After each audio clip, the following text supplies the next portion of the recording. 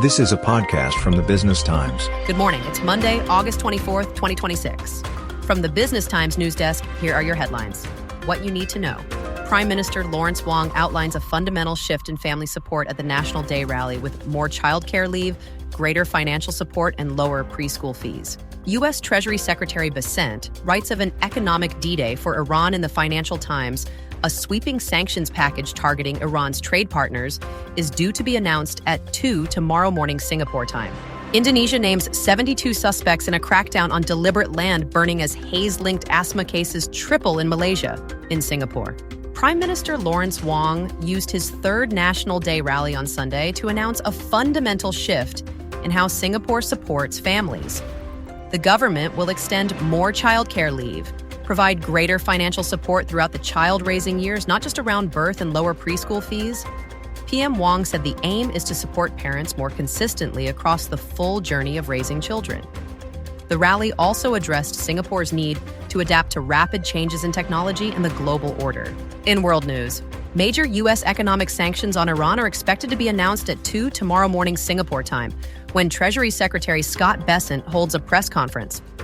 In a Financial Times opinion piece published Sunday, Mr. Bessent wrote, "At dawn begins an economic D-Day, the single greatest financial offensive ever marshaled against an adversary." He said the objective is to sever every economic lifeline sustaining Iran until it stands in total financial isolation. The sanctions will target countries and entities that buy or transport Iranian oil, facilitate financial transactions, host Iranian flights, maintain ship registries, or enable ship-to-ship fuel transfers. Iran's government spokesman dismissed the threat on Sunday. Ukraine offered Russia a truce on attacks against ships carrying agricultural commodities through the Black Sea. Russia rejected the proposal, saying it required guarantees against strikes on its energy infrastructure.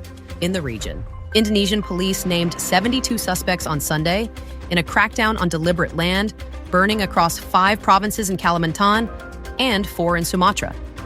The National Police said satellite data showed hotspots attributed to fires deliberately set by the suspects. President Prabowo ordered a rapid emergency response to the disaster over the weekend. In Malaysia, asthma cases tripled in the most recent epidemiological week as haze spread across several parts of the country, according to Health Minister Zulkifli Ahmad. The number of cases detected through sentinel surveillance rose from 61 in week 32 to 219 in week 33. In companies and markets, Asian share markets were flat this morning as investors awaited the details of the Iran sanctions announcement due at 2 tomorrow morning Singapore time.